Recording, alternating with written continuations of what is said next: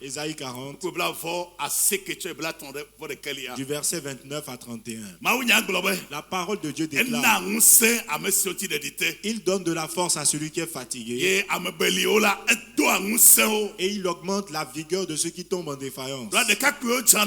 Parce que les jeunes hommes chancellent et les jeunes chancellent. Le verset 31 dit: mais ceux qui se confient en l'Éternel renouvellent leur force. Ils prennent le vol comme l'aigle. Ils courent et ne se lassent point. Il marche et ne se fatigue pas. Je demande l'accomplissement de cette promesse pour chacun d'entre vous. Ton amen, nous l'avons pas entendu. Je demande qu'elle s'accomplisse pour toi. Tu prendras le vol comme l'aigle. Cette année, tu progresseras, tu avanceras, tu vas accélérer, tu accéléreras dans ta marche. Que la main te soit posée. Tu ne seras pas fatigué cette année. Tu ne regresseras pas. Toi-même dis-le: je ne regresserai pas. Cette année, je ne regresserai pas. J'avancerai. Qu'il te soit fait ainsi. Au nom de Jésus le Sauveur. Acclame-le très fort. Ceux qui se confient en l'Éternel, c'est pourquoi à partir de demain, nous serons devant sa face.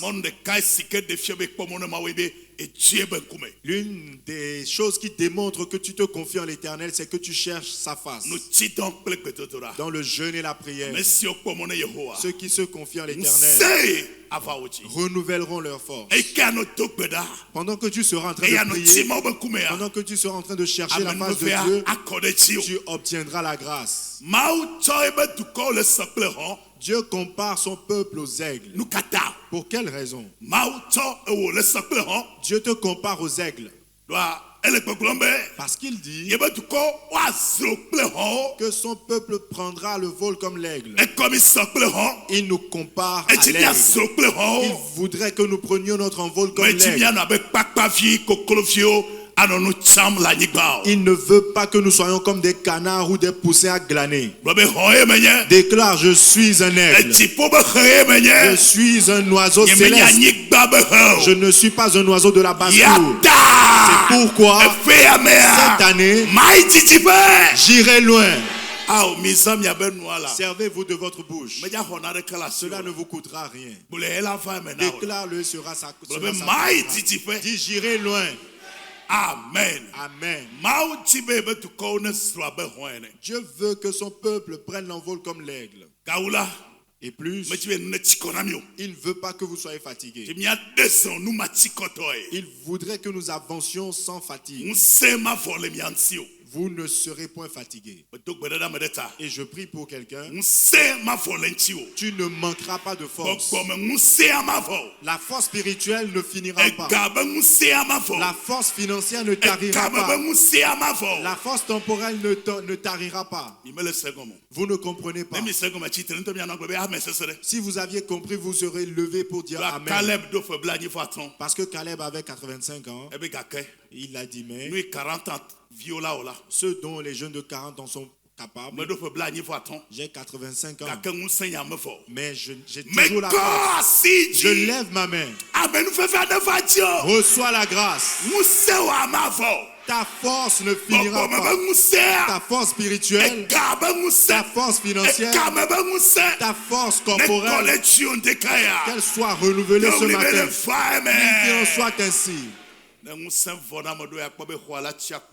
Lorsque des gens manquent de force, vous verrez leur chantier s'arrêter à mi-chemin.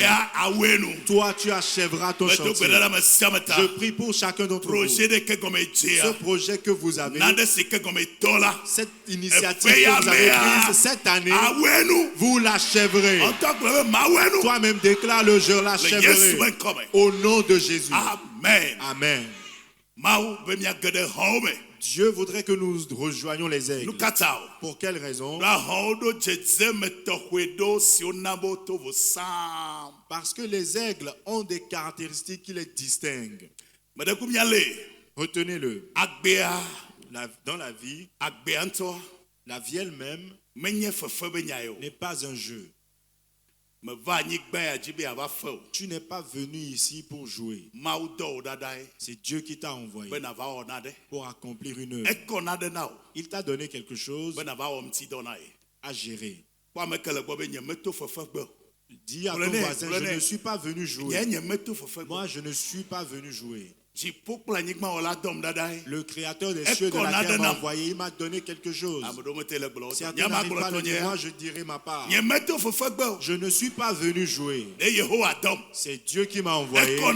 Il m'a donné quelque chose à gérer. Éphésiens le chapitre 2 le dit, le verset 10. Cela se trouve dans ta vie. Nous sommes sa créature. Son ouvrage a été créé en Jésus-Christ pour l'accomplissement des bonnes œuvres qu'il a d'avance préparées pour nous. Tu comprends donc que Dieu t'a envoyé sur terre pour quelque chose. Ne joue pas avec ta vie. Prends-la au sérieux. La vie, c'est du temps. Le temps, c'est de la vie. Et nous sommes aujourd'hui au 9e jour de l'année. Ne joue pas avec le temps. Gère bien le temps que tu as. Amen. Amen. Le succès, ce n'est pas une question de chance, mais de choix.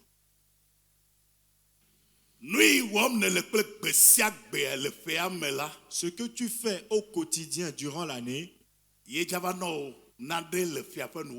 c'est ce qui te donnera un résultat à la fin de l'année.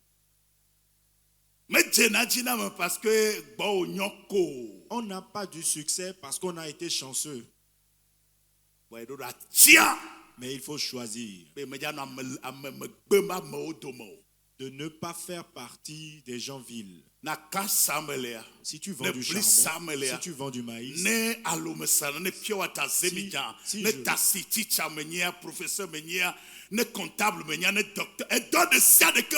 quelle que soit mon activité, je veux être la tête. Si vous voyez un homme habile dans l'ouvrage de ses mains, il ne travaille pas pour les gens obscurs, mais il se tient à la table des rois. J'ai pris la décision. Prends ta décision également. Le succès, ce n'est pas une question de chance. Les hommes, écoutez-moi, je vous en prie, la vie, ce n'est pas un jeu. Et le succès, il y a un prix à payer pour. Si tu prends toute ta journée à dormir, tu n'en obtiendras rien.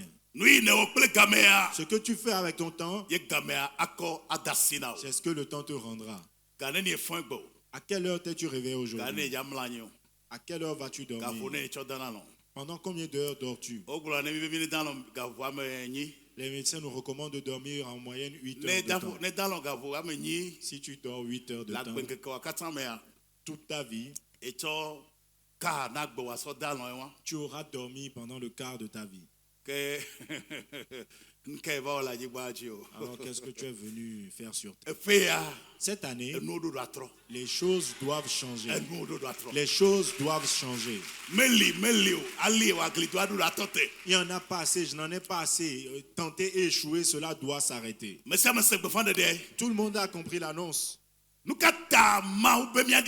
Pourquoi Dieu veut que nous rejoignions les aigles? Parce que l'aigle a des caractéristiques précises. Et c'est la première partie du message de ce jour.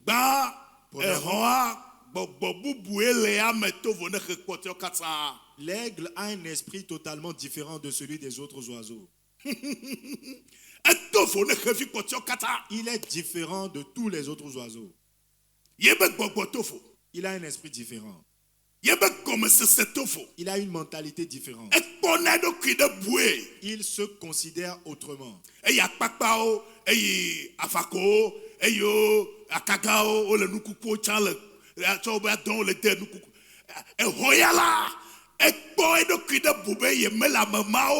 Au moment où les canards traînent par terre, les pigeons volent à basse altitude et les vautours s'intéressent aux carcasses, lui se considère autrement parce qu'il ne se sent pas membre de ces collectivités.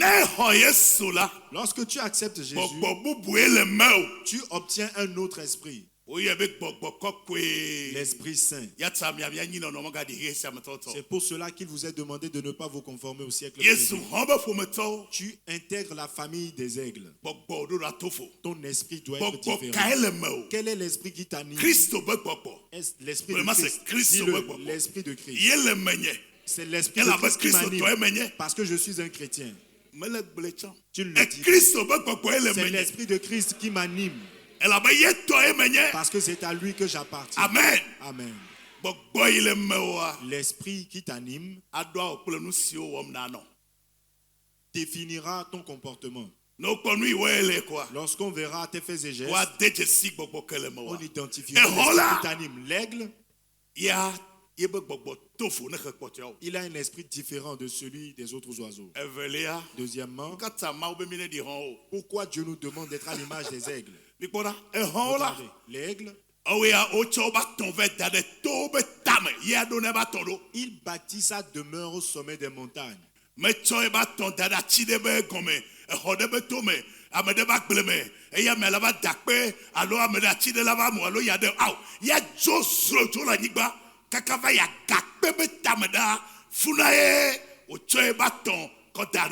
Il ne va pas s'installer dans un arbre au coin d'une maison et soumis aux aléas de la nature. Non, il va s'installer au sommet des montagnes. Lève ta main droite. Il est écrit à mon sujet que je suis le sel de la terre, la lumière du monde. Une ville située sur une montagne qui ne peut être cachée.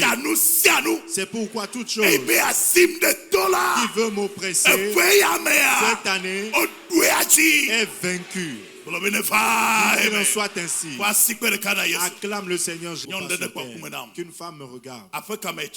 Tu viens de quelle famille? Observe un peu ta maison paternelle. Qu'un homme me regarde. Tu viens de quelle famille? Dieu t'appelle à rejoindre la cime des montagnes. Amen. Amen. Peu importe la famille dont tu es originaire. Une fois que tu acceptes Jésus, tu intègres un autre lieu. Regarde ce que celui qui écoute mes paroles et les met en pratique. Celui qui écoute mes paroles et les met en pratique. Celui-là, je le comparais à un homme sage qui a bâti sa maison sur le roc. Lorsque les tempêtes s'élèveront, lorsque les vents souffleront, il sera en sécurité. Et je prie pour que en cette année, l'Éternel triomphera pour toi. Que tes pieds tiennent fermement sur le roc. Lorsque les vents se lèveront, tu ne le ressentiras pas. Au nom de Jésus, dis qu'il en soit ainsi. Voyez-vous, ce pourquoi les aigles ne sont pas bas, ils bâtissent leur demeure lorsque le vent souffle. Lorsqu'il y a des inondations, lui, il ne s'en préoccupe pas. Il est en sécurité. Jésus est le rocher des temps anciens. Le rocher des temps anciens. C'est pourquoi la parole de Dieu déclare: quiconque croit en lui ne sera point confus. Ta foi. Il y a quelqu'un ici. Il y a peu de temps après ta repentance. C'est à toi que je m'adresse. Ce Jésus que tu as reçu, il est un rocher. C'est un roc. Accepte-le entièrement. C'est un point très important. Les aigles, ils ne se mélangent pas aux autres oiseaux. Ils se distinguent.